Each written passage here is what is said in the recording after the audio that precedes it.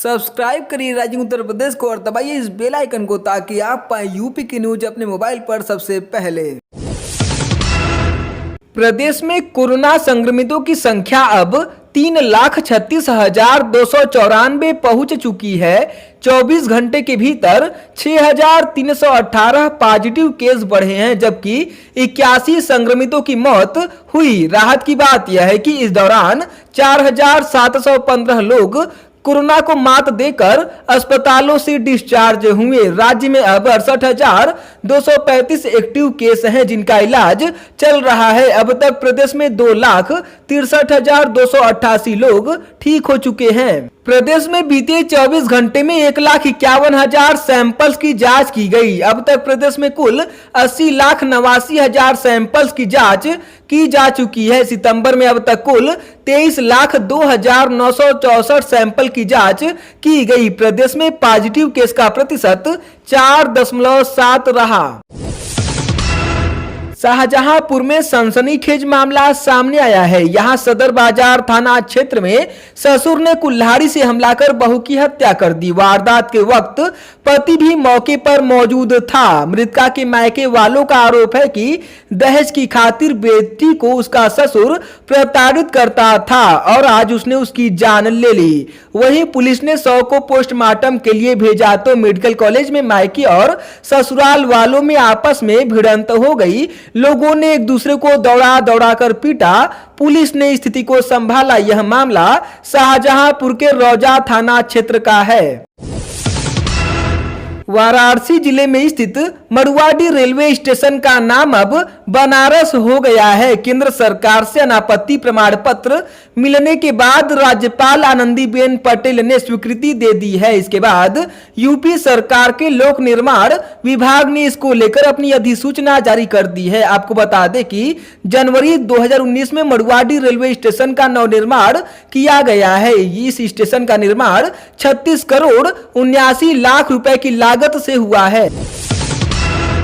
एक तरफ जहां पीएम मोदी का 70वां जन्मदिन जन सेवा सप्ताह के रूप में मनाया जा रहा था, तो वहीं विपक्षी पार्टियां सपा कांग्रेस प्रदेश के कई जिलों में बेरोजगारी के मुद्दे पर अपने अपने ढंग से प्रदर्शन कर रही थी। कानपुर, मुरादाबाद में सपा और कांग्रेस ने जोरदार प्रदर्शन किया। वहीं प्रयागराज में सरकारी नौकरी में शुरुआती 5 साल संविदा कर्मचारी के रूप में काम करने के प्रस्ताव के विरोध में छात्र और युवा भी सड़कों पर उतरे, जिनका कांग्रेस ने समर्थन किया। इस दौरान पुलिस से झड़प के बाद पथराव हुआ है। पुलिस ने 20 से अधिक युवाओं को गिरफ्तार किया है।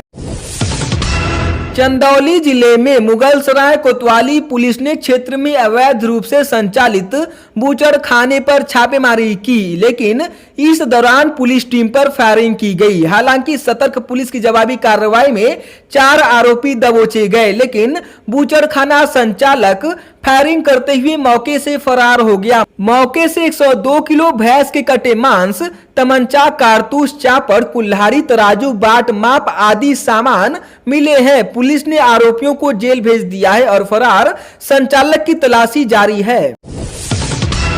यदि आप आईटीआई में प्रवेश लेना चाहते हैं तो आपके लिए अच्छी खबर है। इस बार परीक्षा प्रणाली में बदलाव कर दिया गया है। राजकीय व निजी औद्योगिक प्रशिक्षण संस्थानों में अब सेमेस्टर सिस्टम से नहीं बल्कि वार्षिक परीक्षा के आधार पर मूल्यांकन होगा। पहले 6 महीने में एग्जाम होता था। सत्र पूरा करने में भी परेशानी का सामना करना पड़ता था। इसे लेकर निजी संस्थानों ने विरोध दर्ज कराया था। 2018 तक सेमेस्टर परीक्षाएं होती रही।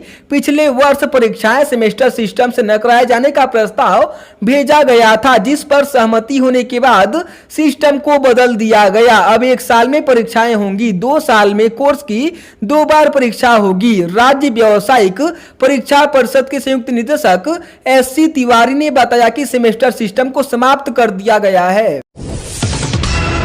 बाराबंकी जिले में एडीएम कार्यालय में एक फरियादी ने जहर खा लिया। इसके बाद एडीएम संदीप कुमार गुप्ता ने फरियादी को अस्पताल पहुंचाया, जहां उसकी हालत नाजुक बताई गई है। फरियादी अपने संपत्ति विवाद के चलते पिछले कई दिनों से अफसरों के कार्यालयों के चक्कर लगा रहा था, लेकिन उसे कहीं से मदद नहीं मिल रही थी। पुलिस उससे पैसे मांग रही थी। परेशान होकर वह मदद मांगने के लिए एडीएम कार्यालय आया था, जहां उसने जहर खा लिया। ये पूरा मामला फतेहपुर थाना क्षेत्र के गांव खासी सराय का है। एडीएम ने बताया कि पहले फरियादी का उचित इलाज हो जाए और वह ठीक हो जाए, उसके बाद आगे की कार्रवाई की जाएगी। कानपुर में चौबीपुर थाना क्षेत्र के बिकरू गांव में बीते 2 जुलाई को गैंगस्टर विकास दुबे ने सीओ समेत 8 पुलिसकर्मियों की हत्या कर दी थी। इसके ठीक 8वें दिन विकास दुबे भी पुलिस की गोली का शिकार हुआ था। जिला प्रशासन ने विकास दुबे की एक और पहचान भी मिटा दी। बिकरू गांव और पड़ोसी के भीटी गांव के प्रधानों को उनके पद से हटा दिया गया। बिकरू गांव में बीते 25 सालों से विकास दुबे के छोटे भाई दीपक की पत्नी अंजलि दुबे प्रधान थी। विकास दुबे का गांव में आतंक इस कदर था कि अंजलि निर्विरोध चुनी गई थी, जबकि भीटी गांव में जिलेदार सिंह ग्राम प्रधान था। जिलेदार वर्तमान में जेल में है। उसे विकास दुबे की मेहरबानी से प्रधानी मिली थी। मुख्यमंत्री योगी आदित्यनाथ ने पीएम मोदी के जन्मदिवस के अवसर पर अपनी कर्मस्थली गोरखपुर में दिव्यांगजनों को ट्राईसाइकिल, व्हीलचेयर, स्मार्टफोन के साथ अन्य उपकरणों का वितरण किया। इस अवसर पर उन्होंने लाभार्थियों के साथ कार्यक्रम में मौजूद सभी लोगों को संबोधित भी किया।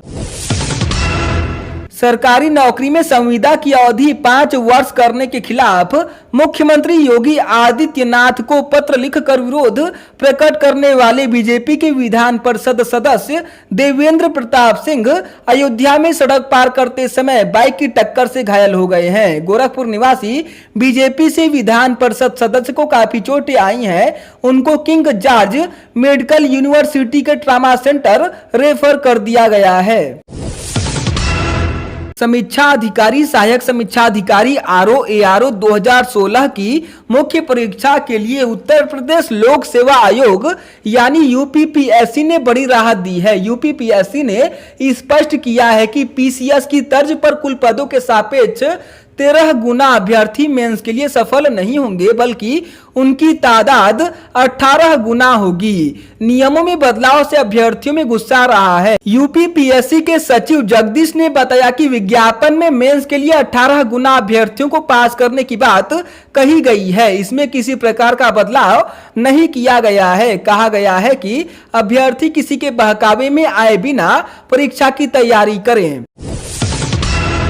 हाईकोर्ट ने मध्य आय वर्ग के लोगों को कानूनी सलाह सहित सस्ता और सुलभ न्याय दिलाने के लिए ऑफिशियल वेबसाइट लॉन्च की है। इसका नाम Allahabad high court middle income group legal aid society है। हाईकोर्ट ने सोसाइटी को सुप्रीम कोर्ट की योजना के एक भाग के रूप में लॉन्च किया है। इसका काम मध्य आय वर्ग के लोगों को पैनल अधिवक्ताओं के माध्यम से कानूनी सलाह देने की व्यवस्था करना है। साथ ही आवश्यकता होने पर कोर्ट में उनका प्रतिनिधित्व भी करेगी। अमरोहा जिले के गजरौला के अहरौला तेजवन गांव में शादी वर्दी में अवैध शराब पकड़ने गए 2 पुलिसकर्मियों के साथ बदसलूकी की गई। चर्चा है कि शराब बेचने वाले तस्कर की पत्नी ने उन दोनों को पीटा भी। इससे काफी देर तक हंगामे की स्थिति बनी रही। पुलिस ने एक युवक के खिलाफ मुकदमा दर्ज कर लिया है। लखनऊ में साइबर जालसाजों ने 3 लोगों के खाते से 93,000 रुपए निकाल लिए। विराज खंड गोमती नगर निवासी मृदुल के पास जालसाज ने बैंककर्मी बनकर फोन किया और झांसे में लेकर उनके खाते से 38,693 रुपए पार कर दिए। इसी तरह इंदिरा नगर के कुर्मांचल नगर निवासी जया कार्की को फोन कर ठग ने खुद को बैंक कर्मचारी बताकर खाते से 4,197 रुपए निकाल लिए। तीसरे मामले में अनिल कुमार यूपी एग्रो में तैनात है। एक ठग ने फोन कर खुद को यूपी एग्रो का महाप्रबंधक बताया और खाता नंबर देकर 50,000 रुपए भेजने को कहा। झांसे में आकर अनिल कुमार ने 50,000 रुपए ट्रांसफर कर दिए। ठग ने फिर से कॉल कर 5,000 भेजने को कहा, जिसके बाद पीड़ित को शक हुआ। पीड़ितों ने रिपोर्ट दर्ज कराकर कार्रवाई की मांग की है। प्रदेश के पूर्व मुख्यमंत्री कल्याण सिंह की हालत स्थिर बनी हुई है। कोरोना संक्रमित आने के बाद उन्हें लखनऊ के एसजीपीजीआई अस्पताल से कौशाम्बी के यशोदा अस्पताल में रेफर किया गया था। 10 से अधिक डॉक्टरों की टीम उनका इलाज कर रही है। पूर्व सांसद अतीक अहमद का कोल्ड स्टोर ध्वस्त कर दिया गया। प्रयागराज जिला प्रशासन, पीडीए और पुलिस ने संयुक्त रूप से कार्रवाई करते हुए झूसी के अंदावा स्थित 5 बीघे में बने करोड़ों के कोल्ड स्टोर को 5 जेसीबी लगाकर ध्वस्त करा दिया। पीडीए के अधिकारियों की माने तो कोल्ड स्टोर का नक्शा पास नहीं कराया गया था। लखनऊ में कृष्णानगर पुलिस ने देर रात खुद को सीबीआई का इंस्पेक्टर बताने वाले जालसाज को गिरफ्तार किया है। आरोपित के पास से 15 अलग अलग विभागों के फर्जी मुहर बरामद किए गए हैं। इंस्पेक्टर कृष्णानगर डीके उपाध्याय के मुताबिक मूल रूप से बक्सर बिहार निवासी अशोक कुमार श्रीवास्तव को लखनऊ के फिनिक्स मॉल के पास से पकड़ा गया है।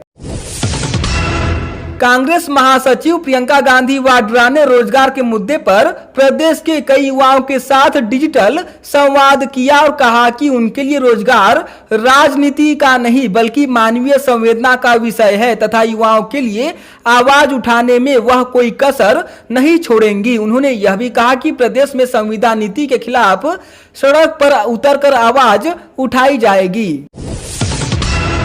समाजवादी पार्टी के राष्ट्रीय अध्यक्ष अखिलेश यादव ने कहा कि चीन के मुद्दे पर बीजेपी कांग्रेस की गलतियों को न दोहराए। कोरोना संकट के बीच उद्योगों को मजबूती देने के लिए योगी सरकार ने बड़ा फैसला किया है। अपर मुख्य सचिव सूक्ष्म लघु एवं मध्यम उद्यम डॉक्टर नवनीत सहगल ने कहा कि एमएसएमई इकाइयों को 15,000 करोड़ रुपए ऋण वितरण का लक्ष्य रखा गया है। इस लक्ष्य को हासिल करने में बैंकर्स की अहम भूमिका होगी। उन्होंने कहा कि लॉकडाउन होने से लेकर अब तक 80% इकाइयां 80 से 100% तक क्षमता के साथ उत्पादनरत हैं।